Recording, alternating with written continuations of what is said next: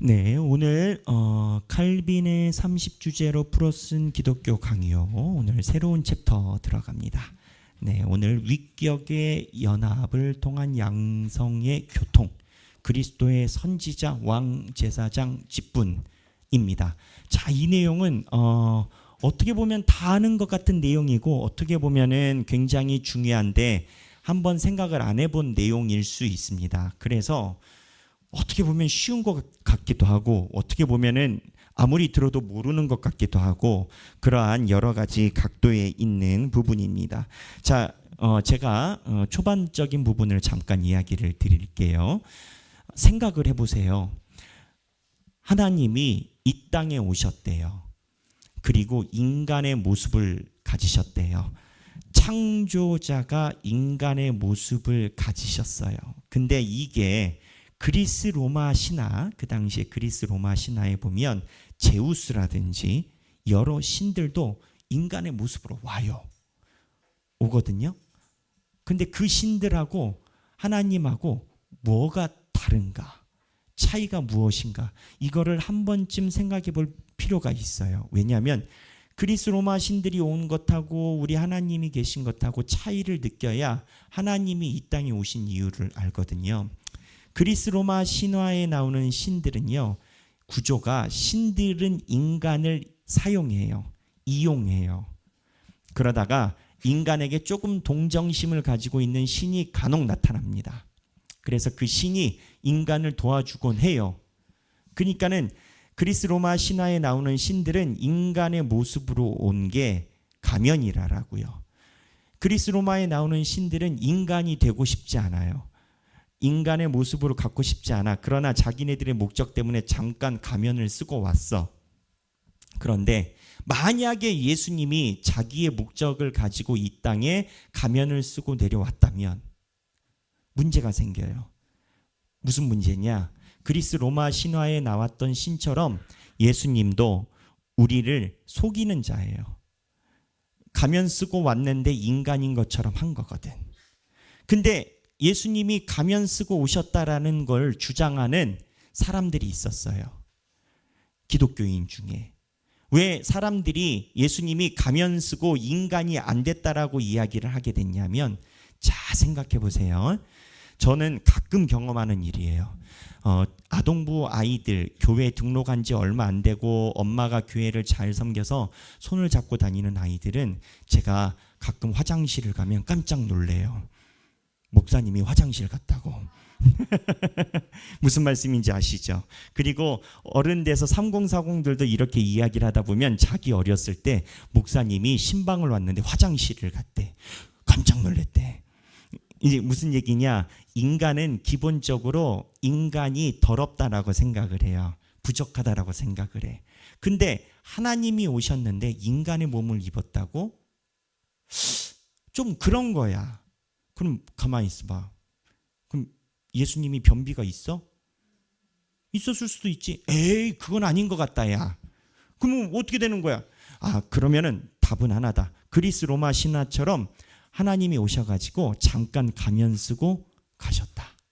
이렇게 이야기를 한 거예요. 근데 이렇게 이야기를 했을 때 문제가 되는 게 있어요. 하나님이 이렇게 오면 첫 번째 아까 이야기를 한 것처럼 거짓말을 한 거고요. 두 번째는 이렇게 왔다 가면 하나님이 오셔서 부활 승천하신 거는 우리랑 상관이 전혀 없어요. 손오공이 와가지고 구름 타고 하늘 올라간 거나 똑같은 건 거예요. 손오공이 올라간 거랑 우리랑 무슨 상관이 있어요? 쟤 올라간 거지. 그러니까 이렇게 예수 그리스도에 대해서 잠깐 왔다 갔다라고 하면은 이게 구원이 딱 안 붙어. 그래서 아예 다른 거를 들고 나왔어요, 사람들이. 이 다 초대 기독교 역사에 있던 논쟁을 지금 제가 쉽게 설명드리는 거예요. 초기 기독교 역사에서 야, 인정할 건 인정하자. 나 예수님이랑 30살까지 같은 마을에서 살았어. 응? 예수님이 30살부터 움직였잖아. 화장실 가더라. 밥도 먹더라. 응? 방구도 끼더라. 난 봤어. 근데 이 예수가 신이다고? 태어날 때 그럼 신이었어? 이상하네. 태어났을 때 신이었으면 방구도 끼고 다 했는데 어떻게 되지? 그래서 이 나온 이제 극단이 뭐냐면 예수가 처음에는 신이 아니었어요. 그래가지고 인간이었어. 그래서 인간이어서 모범적으로 살아갔는데 어느 날 하나님이 복을 주어줘가지고 각성이 된 거지. 각성이 돼서 그 순간 신으로 바뀐 거죠. 선택된 신이 된 거지. 이게 이제 초대 기독교에 있었던 다른 이단이에요. 근데 이제 이렇게 설명하면 무슨 문제가 생기냐면 많은 문제가 생겨요. 그 중에 우리가 이해하기 쉬운 문제가 뭐냐? 이렇게 되면 아무리 그래도 예수하고 하나님이 같지 않아. 시간의 짬밥의 차이가 있어요. 하나님이 창세 전부터 계셨는데 예수는 그 순간부터 된 거잖아요. 이게 그 군대의 말로 얘기를 하면 서열의 계급의 짬밥이 있어. 그래서 이렇게 예수를 설명하게 되면은 어떻게 되느냐? 예수가 우리 죄를 사했잖아요. 우리를 위해서 대신 죽었잖아요, 예수님이. 근데 이게 다른 각도에서는 하나님에게 범죄한 걸 대신 사해 준 거거든요. 근데 대통령이 저쪽 나라 대통령이 잘못한 거를 받으려면 외교에서 그래요. 외교에서 국가 정상들끼리 만날 때마다 그 급들이 있어요. 차관급들이 만날 때가 있고 장관급들이 만날 때가 있고 그다음에 총리급이 만날 때가 있고 그다음에 대통령이 만날 때가 있어요. 뭐 다 아시죠? 이게 위치를 맞춰서 만나요. 외교라는 게. 대통령이 가기 전에 이미 다 밑에서부터 다 해요. 나는 오늘 알았네요. 옛날에 강경화 외무부 장관이 있잖아요. 여자분이 이렇게 백발. 그분이 가끔 사진에 나오셔서 이분이 왜 나오시나 내가 옛날 뉴스 봤나 했더니 뉴욕에 가 있더라고요. 대사관으로. 현 정부에서 대사관으로 임명해서 보냈대요. 관세 협상이랑 할 때. 여튼 제가 하고 싶은 말은 급에 맞춰서 하거든요. 예수님이 인간인데 선택이 돼가지고 신이 됐으면 무슨 문제가 생기냐면 예수가 이루어준 구원, 예수가 대신 사해준 이 속죄함은 하나님의 급과 안 맞아요. 차관급이야. 하나님은 대통령인데 차관급에서 내가 대신 지어줄게라는 거예요. 그럼 어떻게 되느냐? 여기에 대통령과 차관급의 이격이 생기잖아요. 딱 이단이 나타나기 좋은 구조예요. 이단들이 다 이 구조를 가지고 있어요. 예수님의 급이 신과 똑같지 않아. 신적 비슷한 단계지만 완전 신은 아니야. 그래서 예수가 모자란 부분을 신급에 맞춰주려고 우리 만위 할아버지가 와야 돼. 에? 이만희 할아버지. 또 기타 등등 문선명 같지만 자기가 뭐 신이라고 했는데 죽었는데도 그대로 있는 거 보면 신기해요. 한학자 기타 등등. 이 채우는 게. 그래서 요약하자면 신이 인간의 모습으로 가면으로 왔다라고 했을 때도 하나님과 우리가 상관없어서 이게 말이 안 돼. 그리고 인간이 어느 날 각성했다라고 하니까 이건 더 말이 안 돼.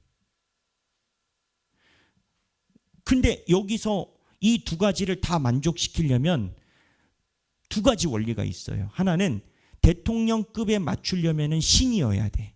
진짜 신이 와야 되잖아요. 그죠? 그 대통령급에 맞추려면 대통령이 와서 죄를 사해 줘야지. 이거 하나 하고. 두 번째는 뭐냐면 대통령급에 맞추려고 하면은 대통령이 되어서 와야 되고 그 다음에 두 번째 건 갑자기 생각이 안 난다. 이게 굉장히 어려운 거를 제가 줄기를 엄청 잡아서 가는 거거든요.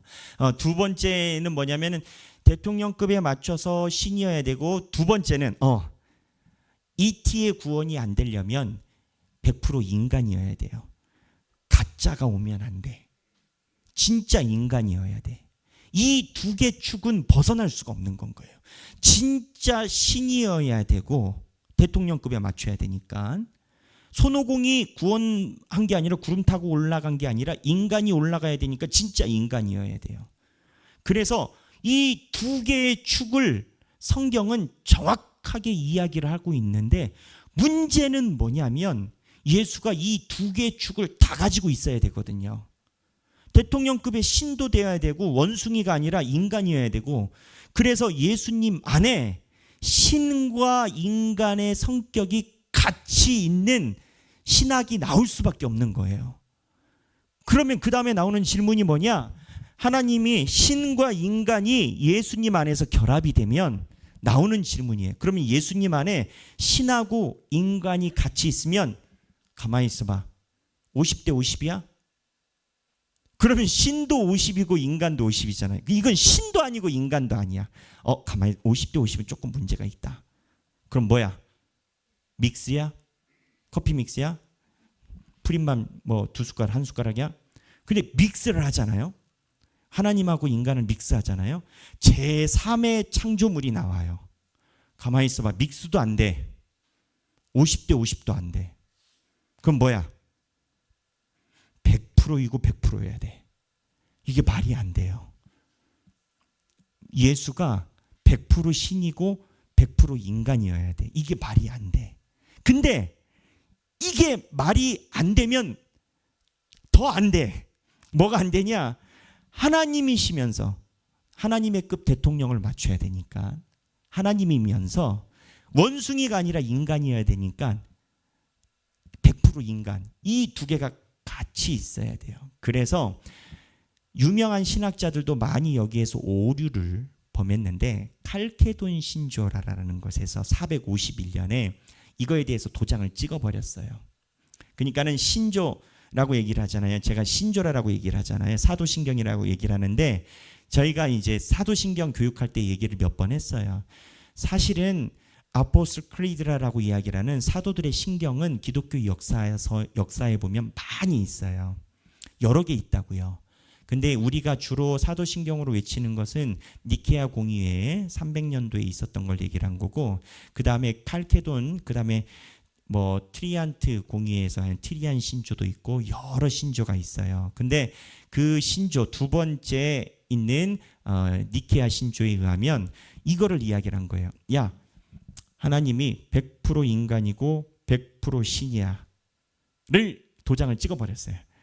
이게 기독교의 정통교리예요. 그러니까 여기서 50대 50은 안 돼. 반반 통닭 안 돼. 믹스, 그건 더 안 돼. 그럼 어떻게 해? 100%고 100%. 나 이해 안 돼. 이해 안 돼도 어떻게 해? 그게 성경에 나온 건데 그냥 믿어. 이제 이렇게 된 거예요. 이게 기독교 신앙의 가장 기본이에요. 왜 이게 중요하냐? 제가 가끔 그 생각을 해요. 예전에 제가 신학교 다닐 때 신학자들이 이렇게 비판하는 사람들이 있어요. 한국교회가 지금 가르치는 대로라면 한국교회는 통째로 이단에 갈 가능성이 있다. 영지주의적 신학의 설교가 너무 많다. 이런 비평의 글이 있었어요. 무슨 얘기냐? 이 땅에 있는 거는 다 아니고 불 받아라, 번개 받아라, 능력 받아라, 권세 받아라, 이래야 천국 간다라는 거지. 20년 전에 그 조다임 목사님, 조용기 목사님, 여러분 기억하시는 분이 있겠지만 여의도 순복음교회를 세우신 목사님 조용기 목사님이란 분이 있어요.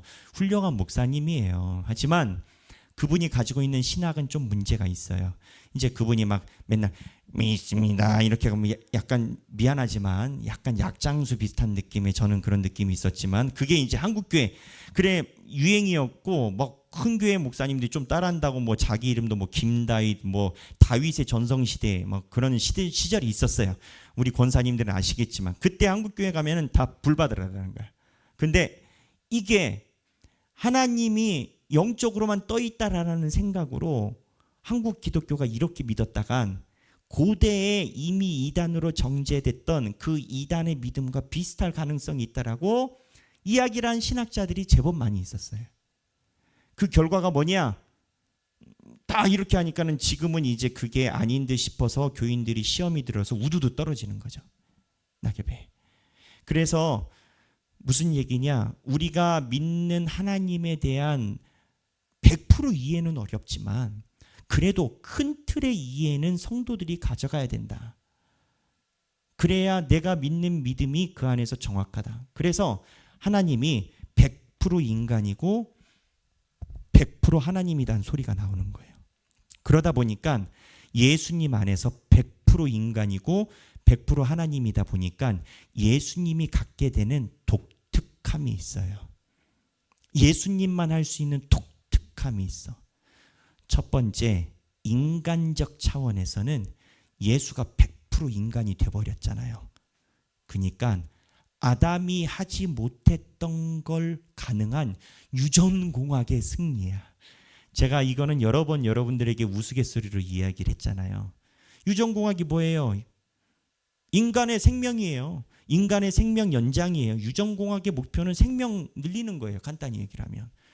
그 인간의 생명 늘리는 것의 승리는 어디에 있냐? 영생에 있어요. 예수 믿어야 영생을 받지. 맨날 현미경 두들겨 본다고 영생이 오냐고. 유발 하라니는 그렇게 얘기를 해요. 유전공학이 나중에 발달해서 인간의 생명을 연장시키고 영혼을 가능하게 할 것이다. 그 진시황도 했던 말이에요. 진시황도 애써. 근데 안 돼. 근데 이제 이야기를 하는 것은 예수님이 우리의 몸으로 오면서 우리가 받게 되는 혜택이, 예수님이 우리의 몸을 가지고 했으니까 우리가 예수님의 이루어놓은 업그레이드를 같이 갈 수 있는, 영생을 얻을 수 있는 인간의 DNA의 상승 효과가 하나가 있어요. 이거는 이해가 쉽죠. 근데 두 번째, 하나님에 대한 이해에서 예수가 오면서 느끼는 두 번째 변화가 있어요. 또 다른 거예요. 여러 가지가 있어요. 한두 개가 아니에요. 근데 예수님이 생기면서 어떤 거느냐, 구약 성경에 보면 하나님께서 후회하셨다 이런 표현이 나와요. 그러나 제가 BT 이야기를 할 때 이거에 대해서 정확히 이야기를 드렸어요. 하나님이 인간적인 감정으로 후회했다라는 표현이 아니에요. 구약 성경. 하나님이 인간적인 감정으로 후회했다라는 게 아니라 하나님이 가지고 계신 계획에 대한 전환점을 표현하는 거예요. 무슨 얘기냐? 위격적 구성, 하나님, 예수님, 성령님으로 볼 때 하나님은 인간의 감정과 상관없이 공의의 하나님이에요. 쭉 가세요. 약간 쌀쌀하죠. 근데 하나님이 쭉 가세요. 근데 하나님과 똑같은 분이 인간이 됐어요. 근데 그분은 100% 인간이에요. 그래서 예수는 눈물을 흘려요. 그래서 예수님이 인간이 되면서 우리가 얻을 수 있는 체득은 우리가 가지고 있는 감정과 슬픔과 괴로움과 아픔을 예수는 알아요. 그래서 하나님이 우리에게 조금 더 다가오신 건 거예요. 그리고 세 번째, 이렇게 되면 신적인 존재가 우리에게 다가왔잖아요.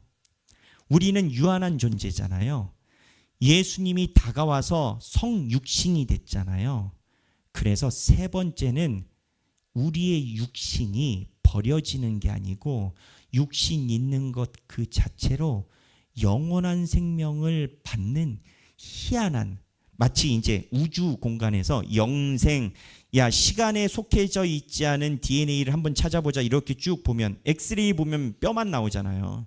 엑스레이 보면 뼈만 나오고 가잖아요. 그것처럼 이렇게 쭉 보자 했을 때 예수가 와가지고 우리가 반육 반영의 희한한 동물로 바뀌어요. 영적 동물로. 그게 예수 때문에 가능한 건 거예요. 그리고 예수님이 중간에 계시면서 우리에게 또 가능한 게 뭐냐? 예수가 하나님이셨기 때문에 하나님을 보고 싶은 자는 이 땅에 걸어다니는 예수를 봐야 하나님을 봐요. 그래서 주 예수를 믿으라 그리하면 너와 내 집이 구원을 얻으리라 라고 이야기를 한다라고 수차례 말씀을 드렸죠. 밖에 나가서 주 하나님을 믿으라 그리하면 너와 내 집이 구원을 얻으리라 라고 이야기를 하지 않아요. 하나님은 볼 수가 없거든. 하나님은 느낄 수가 없거든. 하나님은 설명하는데 한계가 있거든. 근데 아버지와 내가 하나이고 내가 아버지 안에 아버지가 내 안에라고 이야기를 하신 게 예수 그리스도고 예수가 나를 믿으라라고 얘기를 하셨고, 그래서 하나님을 잘 믿으려면 예수를 잘 믿으면 돼요. 그리고 또 하나 중요한 거, 구약 성경에서 예언자들이 많이 와서 성경에 대해서 이야기를 했어요. 우리 에스겔 보잖아요. 에스겔 보면 특징이 있어요. 하는 말을 열심으로 안 들어. 근데 안 듣는 이유도 이해가 돼. 분위기가 듣는 분위기가 아니야. 사람은 사회적 동물이에요. 분위기가 형성이 되면 안 좋은 사람도 좋은 분위기에 들어가면 견디다 못해 의인이 돼버리고, 의인이 나치의 군대로 복무를 하게 되면 의인도 나치의 학살자가 돼버려요. 인간이 기본적으로 사회적 동물이에요. 하나님이 왜 이렇게 창조한 줄 아세요? 교회 때문에. 교회라는 공동체라는 것을 하나님이 만들어서 그 안에 싹 쓸어 담으려고 이 구조 안에 들어오면. 그런데 이러한 각도에서 보면은 인간이 사회적 동물이고 이러한 구조를 갖고 있기 때문에 인간은 분위기가 한번 휘감기면 그 생각에서 절대 빠져나오지 못해요. 믿음의 단계로 들어가요. 처음에는 정보의 부족, 그러다가 오해로 갔다가 나중에는 오해가 믿음으로 가요. 믿음으로 가서 신념이 되고, 신념이 되면 모든 정보가 소용이 없어요. 그때부터는 팩트의 확인은 필요 없어. 이미 자기는 끝났어. 인간이 그래요. 근데 이거에 대해서 어떻게 해결을 보냐고. 하나님이 과거에는 예언자를 보냈단 말이에요. 말 들으라고. 듣냐고요? 안 듣지. 근데 예수님 말씀이 이렇다라고 하나님이 직접 내려와 버려요. 그러니까 하나님의 말씀을 더욱더 분명하게 이야기라는 하나님이 나타나 버린 거예요. 성경에 대해서 더 깊이 들어간 거예요. 요한계시록 지금 심판 가면서 특징이 있거든요. 요한계시록에서 하나님께서 재앙을 내리셔요. 근데 재앙을 내리는 게 요한계시록은 회개하고 오라라는 재앙이 아니에요. 요한계시록은 하나님의 백성과 그 다음에 하나님의 백성이 아닌 자가 확 갈라져요. 그래서 요한계시록의 인심판, 나팔심판, 대접심판이 진행되는데, 다른 곳에서는 재앙이 하나님이 내리는 목적이 있어요. 회개하고 오라거든요. 근데 요한계시록은 그러지 않아요. 어떻게 되느냐? 이 심판을 통해서 하나님을 따르지 않는 자들은 더욱더 강해져요. 하나님을 안 따르기로. 네가 잘못됐다라고 얘기를 하면 오기가 생겨서 더 버텨요. 그래서 요한계시록은 하나님께서 말씀하신 말씀을 던져놓고 이에 대해서 자기의 생각대로 순복하지 않는 자들이 심판이 더해지게 하기 위해서 심판이 1단계, 2단계, 3단계 가는 거예요. 무슨 얘기냐? 매를 버는 거예요. 매를 버는 거. 그래서 나중에 보면 어저께 여기까지 나가려다가 못 나간 건데 죽는 거를 마귀가 못 죽게 해요. 마귀가 못 죽게 하고 하나님이 내린 재앙 중에 하나가 죽지 않는 거예요. 왜냐하면 조금이라도 더 살아야 죄를 지니까. 심판이 강해지니까. 무슨 얘기냐? 다시 돌아와서 예수가 오신 이유가 뭐냐? 이걸 가르는 거예요. 예수님이 말하면 이제 끝난 거예요. 거기서 생각의 여지가 없어. 예언자들은 지들이 차서를 다룰 수 있지. 근데 예수님은 하나님인 건 거예요. 인간이지만 하나님인 거고. 그래서 예수님이 이 땅에 오신 이유가 말씀에 대해서 더 분명하게 이야기를 하고 하나님의 말씀에 집중하는 하나님의 양과 떨어져 나간 자를 확실하게 가름타는 거예요. 이렇게 이야기를 하면 성경 안에 있는 예수가 인간이 백이요 신이 백인 그 상태에서 오는 신앙적 신학적 메시지가 어마무시하게 많아요. 제가 지금 이야기를 한 거는 절반도 안 돼요. 무슨 얘기냐? 기독교는 예수로 시작해서 예수로 끝나요.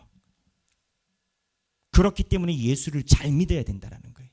이 안에는 예수님이 우리가 생각하는 1단계적인 것, 나의 마음을 위로해 주시는 하나님, 언제나 위로해 주신 하나님. 스크루테이프 편지 그러잖아요. 이번 주일날 읽어보면 마귀가 그러잖아요. 처음에는 유인책, 장려책을 쓰더라. 근데 원수가 싹 걷어버리더라. 왜 걷어버리는지 아세요, 여러분? 1단계가 거쳐져야 2단계를 가요.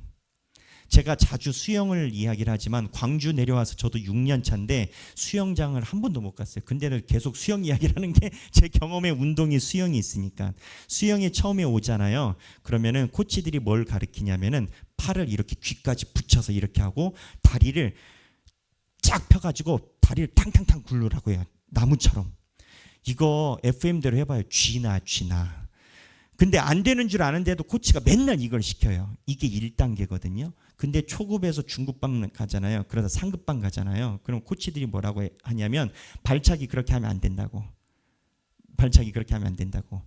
자기가 팔로 물을 가른 만큼이 벗어나지 않게 제비 차듯이 다다닥 3번을 차든지 다다다닥 5열을 차든지 3열과 5열로 바꾸라라고 그래요.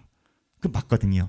왜냐하면 물을 갈라서 파동이 생겼는데 발차기가 내가 가른 물보다 발이 넘어가잖아요. 역추진이에요. 역추진. 허벅지가 내가 팔로 한 거를 얘가 밀어내요. 그렇게 돼요. 그래서 상급반에 간 사람들은 여기에다가 끼고 하는 건 거예요. 발 못 차게.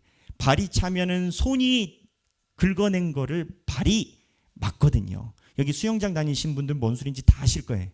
이렇게 얘기를 하거든요. 무슨 얘기냐? 제가 이 얘기를 왜 하느냐? 하나님이 1단계를 주고 거둬요. 2단계, 3단계를 가야 돼. 1단계는 무조건 내 마음을 위로해 주시는 하나님이야. 그게 없다는 게 아니에요. 근데 평생 내 소리 들어주는 하나님만 찾아보면 하나님이 나에게 말씀으로 갈라주시는 것, 나에게 지적하시는 것 하나도 안 들어요. 그러면 2와 3과 4를 가지 못해. 그래서 신앙생활은 예수가 이끌어 가시는 대로, 예수님이 가시는 대로 단계별로 접근해야 되는 게 많이 있어요. 그 핵심의 로드맵을 예수가 잡고 있는 거고, 이 예수가 지금 제가 얘기를 한 거 절반도 안 되는 거 보면 역할이 많잖아요. 다양하게. 그렇죠? 역할이 많잖아요. 그래서 이 역할이 많으신 예수님에 대한 상황을 위격 사역이라고 얘기를 해요. 어려운 말로. 위치 얘기를 하잖아요. 그래서 예수님의 사역을, 위격 사역을 3가지로만 핵심만 뽑아보자. 그 밑으로 많이 있지만 뽑아서 이야기를 하자 했을 때 이 3개가 뭐냐? 자, 이제 책이에요. 우리 김효경 집사님이 이날을 위해서 지금 앉아 계셨던 거예요. 네, 너무 수고하셨어요. 수고하셨고, 어디냐? 책에 보면 155페이지. 유인물의 155페이지 도표 있나요? 선지자직, 왕직, 제사장직 있나요? 유인물에 없습니까? 아, 그래요. 제가 이거를 다 읽어서 하려다가 어려워요. 여러분들한테. 맘먹고 하려면 다 하겠는데 TMI 되면 여러분들이 다 천국으로 불려가실 것 같아. 눈을 감고. 그래가지고 줄여가지고 핵심만 이야기를 한 건데 155페이지에 예수님께서 여러 가지 위격 중에 중요한 것 3개만 이야기해라 하면은 선지자직이라는 게 있어요. 2번째는 왕직이에요. 3번째는 제사장직이에요. 근데 선지자직이 뭐냐? 선지자가 뭐예요? 구약에 나오는 선지자는 말씀에 대한 선지자고, 선지자는 미래를 예언하는 자가 아니에요. 하나님의 말을 전하는 자가 선지자예요. 성경이 말하는 거는. 그래서 예수는 선지자직이 생명의 길을 보여주고 하나님의 뜻을 보여주는 직분이고, 2번째는 왕 직분이라고 얘기를 해요. 성령님이 예수님 안에 함께 계시잖아요. 우리가 다윗과 솔로몬 이후 왕이 없었기 때문에 인간은 길을 잃었다라고 보거든요. 인간은 기본적으로 사회적 동물이에요. 우리는 원숭이처럼 이렇게 군집 생활하는 거예요. 우리는 왕이 필요해요. 그래서 그 왕이 누구냐? 완벽하게 100% 인간이자 100% 신이신 예수 그리스도가 우리의 왕일 때 우리는 결론이 나요. 그리고 3번째 제사장직. 살아계신 하나님께 예배를 드려야 되잖아요. 왜? 아까 이야기를 했죠. 어저께 나온 성경 중에 14만 4천 명과 셀 수 없는 많은 무리가 하나님께 인침을 받아서 한 행동이 뭐냐? 예배 드리는 거였어요. 그러니까 여러분, 예배가 싫으신 분들은 천국 가면 힘들어. 천국 가면 맨날 예배 드린다니까요. 그 생각을 잘해야 돼요. 이 땅에서 예배가 너무 싫고 이 땅에서 예배만 들어갔다 하면 눈이 막 감기고 듣기도 싫고 언제 끝나나, 끝나고 뭐 할까 하신 분들은 천국 가서 체질이 안 맞을 수 있어요. 왜? 성경에 천국에 사는 게 예배 드리는 거거든요. 그때 예배 드릴 때 제사장, 목사님이 누구냐? 예수. 그래서 선지자직, 왕직, 제사장직 이렇게 세 개를 도표로 그려놨어요. 그래서 우리 김효경 집사님은 이거 자체가 없나요? 있습니까? 네, 맞습니다. 12-4예요. 네, 장로님이 정확히 봐주셨네요. 자, 12-4인데 여기에서 맨 마지막 파트에서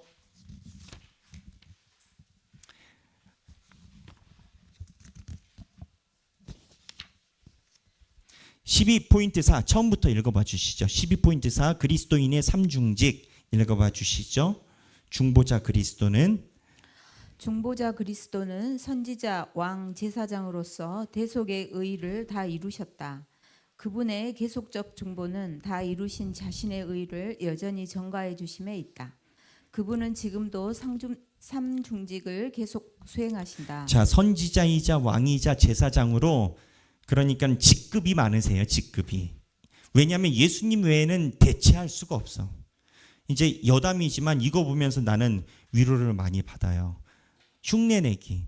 교회가요, 희한하게요, 그걸 아무리 피하려고 해도요, 모든 세계 교회가 다 비슷한 게 있어요.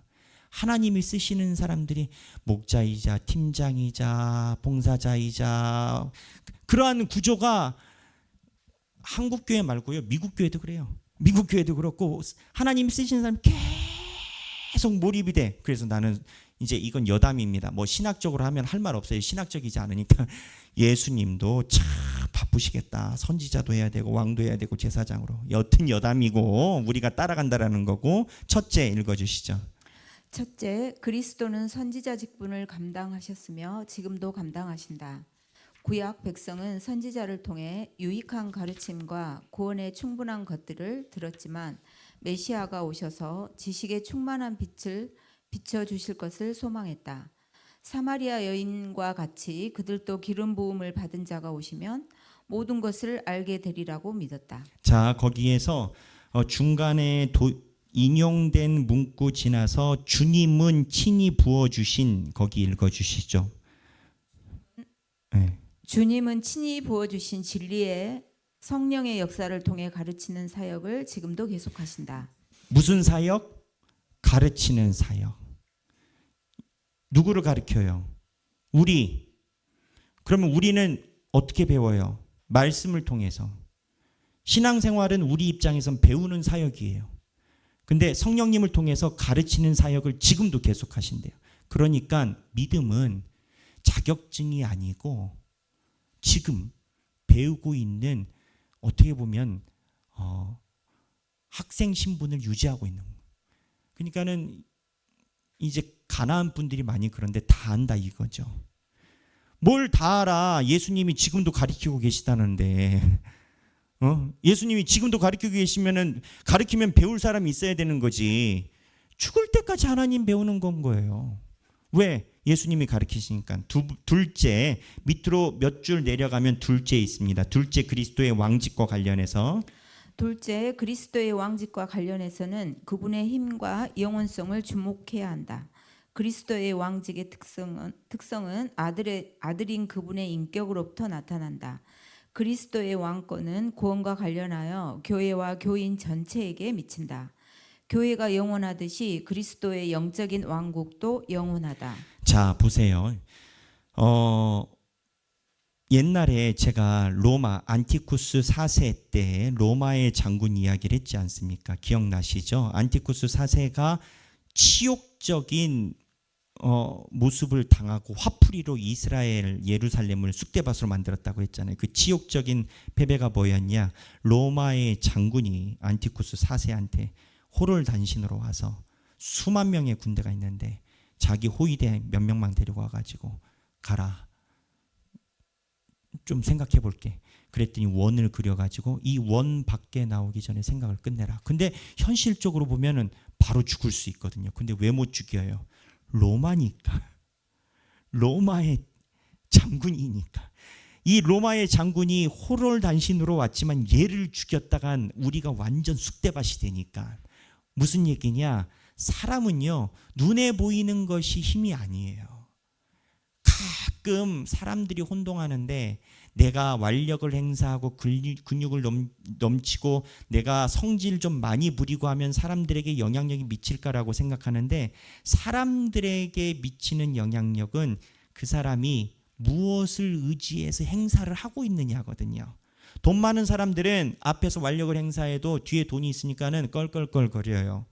권력 있는 사람들은 앞에서 조폭들이 왔다 갔다 해도 힘 하나 없고 펜 하나 들면 며칠 누워 있어야 돼도, 내가 권력이 있는 사람들은 조폭들 하나도 안 무서워해. 왜? 곧 있으면 경찰들 와서 얘네들 다 잡아갈 거니까 겁 하나도 안 내요.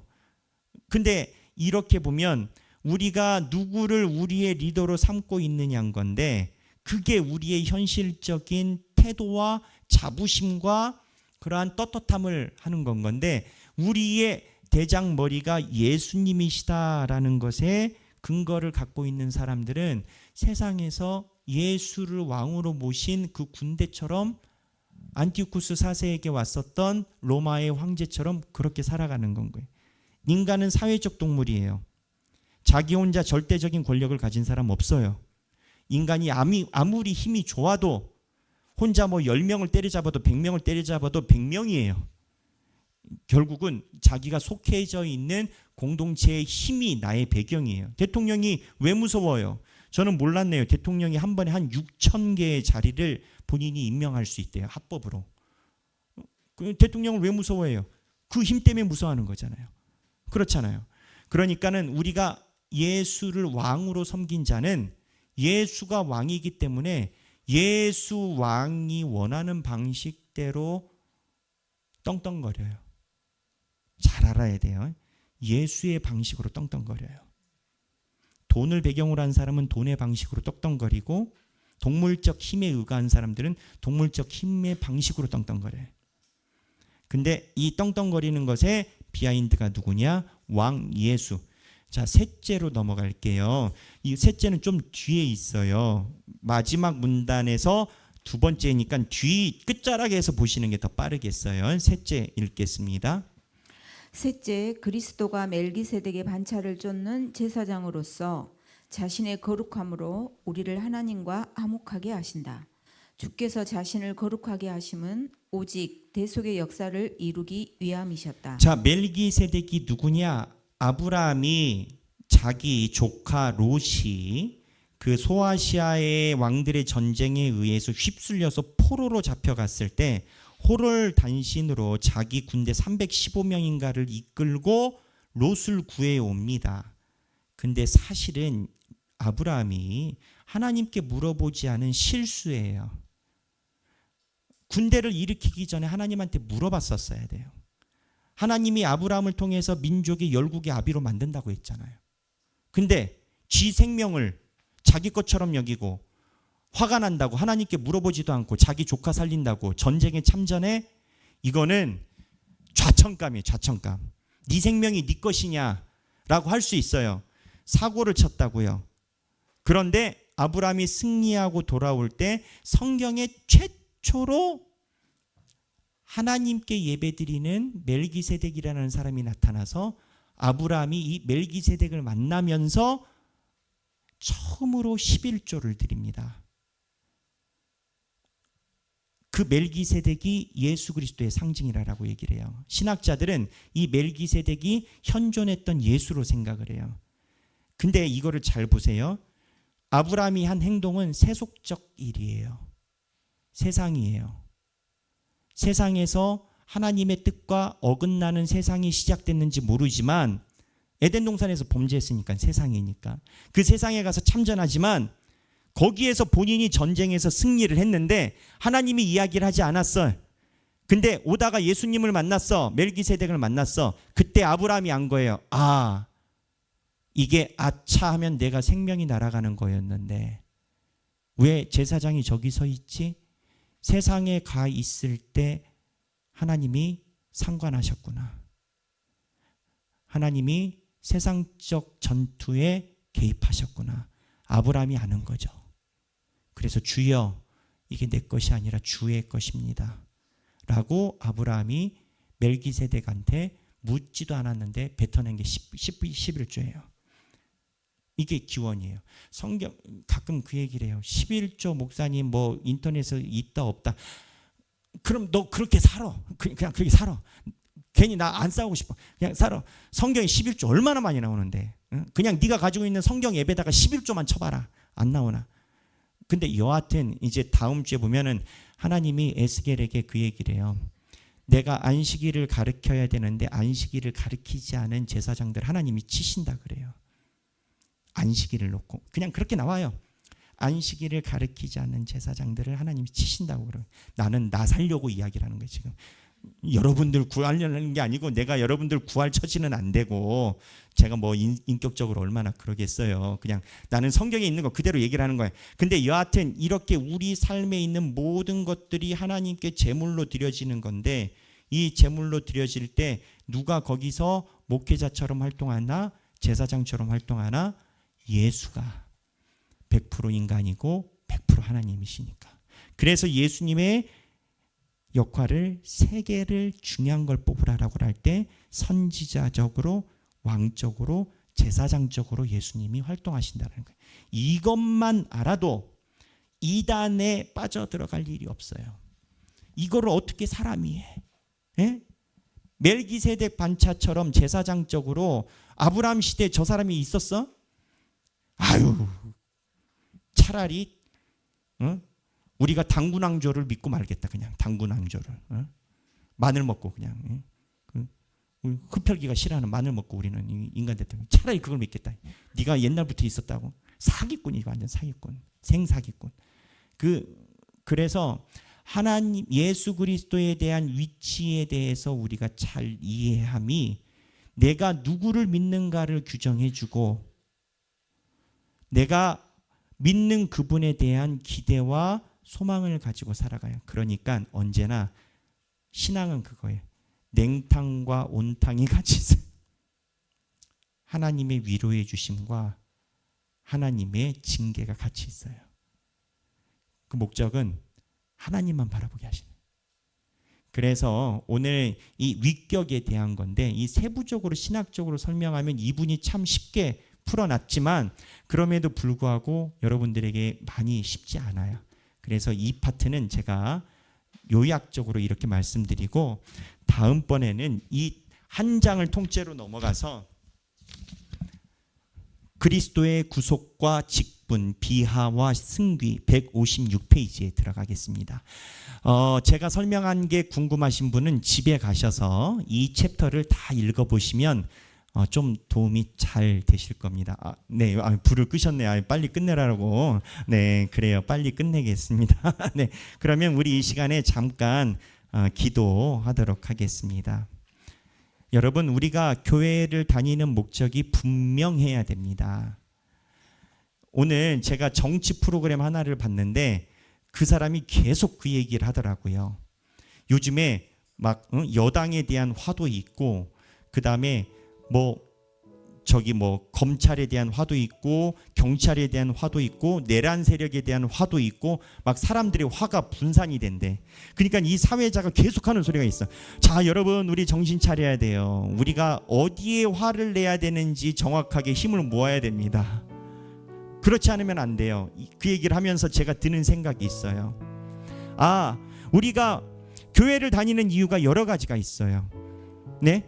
좋은 것도 있고 좋은 사람 만나고. 그런데 여러분 정신 차리세요. 우리가 교회를 왜 다니는지 에너지를 쏟아야 되는 곳에 집중해야 돼요.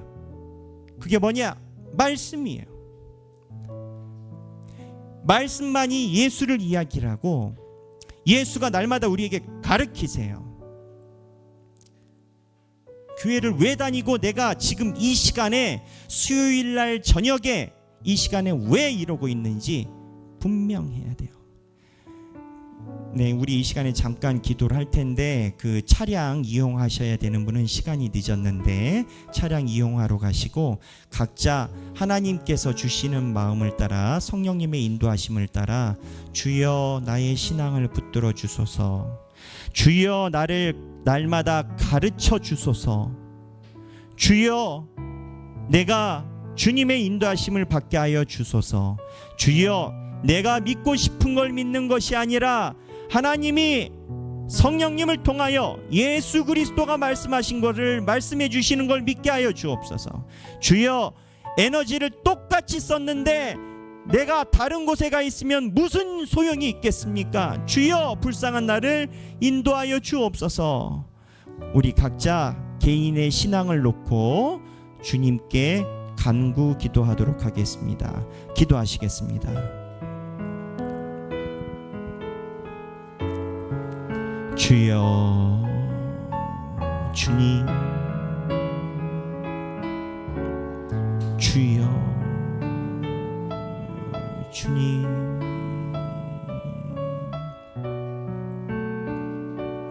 우리의 마음을 주께서 붙들어 주옵소서. 하나님, 우리의 머리를 주께서 붙들어 주옵소서. 하나님, 주께서 우리의 마음을 안아 주옵소서. 주여, 주님, 샤드라마 카이라라 마나스인드라메나 칸다. 주여,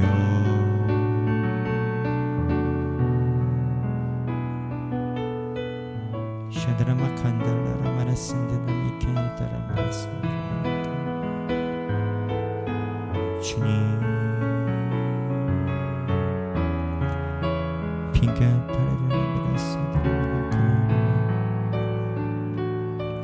주님,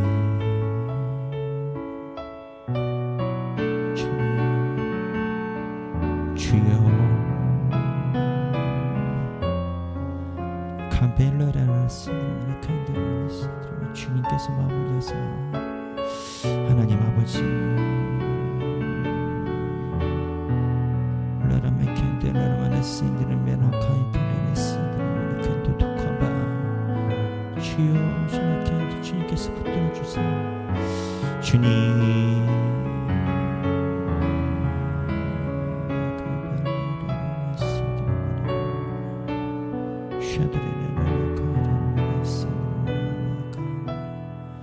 주여,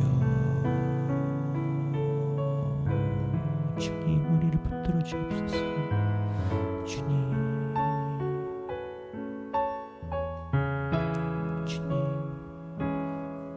주여, 우리 이 시간에 한 번 더 기도하기를 원합니다.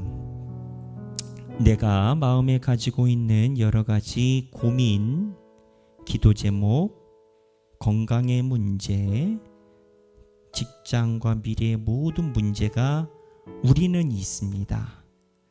우리는 인간이고 이곳에서 살아가기 때문에 연약해서 우리는 날마다 문제가 있어요. 예수님이 오늘 이야기를 하세요. 야, 내가 선지자이자 제사장이자 왕이다. 너희들의 문제 나한테 갖고 와라. 하나님을 믿는 자가 하나님께 기도합니다. 예수를 믿는 자가 예수께 부탁합니다. 우리 이 시간에 각자 개인적으로 가지고 있는 기도 제목을 놓고 주여, 예수만이 길이요 생명이니 예수께 기도합니다. 우리의 기도에 주께서 임재하여 주옵소서 라고 각자 기도 제목을 놓고 기도하도록 하겠습니다. 기도하겠습니다. 하나님 아버지, 주여, 생들면 간달라라마나 시엔들면 카이라마라 주여,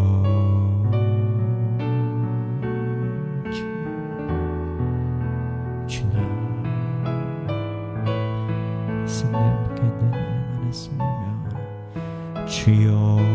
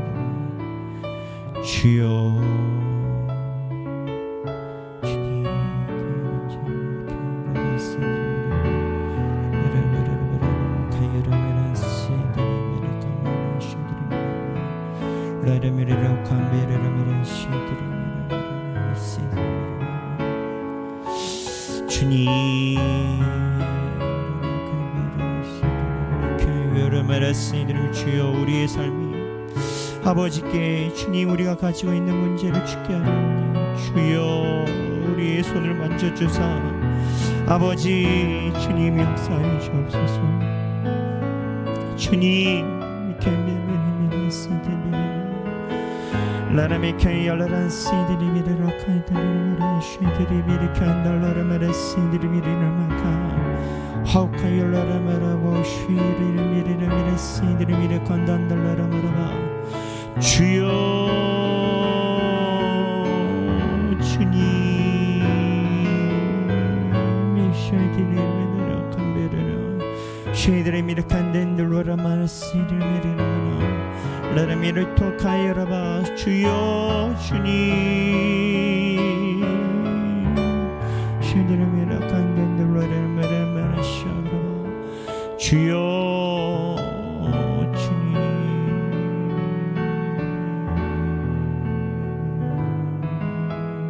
미카엘라라마라 시드라미라마라바 주님 우리의 삶을 붙들어 주시고 우리가 주 앞의 문제를 가지고 나와 아뢰일 때 아버지여 역사하시고 동행하여 주사 우리의 삶이 온전히 주의 손에 붙들며 인도하심이 되게 하여 주옵소서. 제가 기도하겠습니다. 하나님 아버지 감사합니다. 우리에게 가르쳐 주셔서 예수가 그러한 분임을 다시 한번 생각하고 배우게 하여 주시니 감사합니다. 주여 날마다 우리를 가르쳐 주옵소서. 우리가 주님의 뒤를 따르겠나이다. 하나님 우리 성도들이 가지고 있는 삶의 기도 제목을 주님의 발 앞에 내려놓습니다. 아이의 문제로 고민하던 두 여자가 재판관에게 와서 의뢰하고 의탁하듯이 내가 가지고 있는 문제를 주님의 발 앞에 내려놓으니 주여 주께서 역사하사 우리의 삶에 가지고 있는 모두 기도 제목이 주님의 손에 의해 인도되게 하여 주옵소서.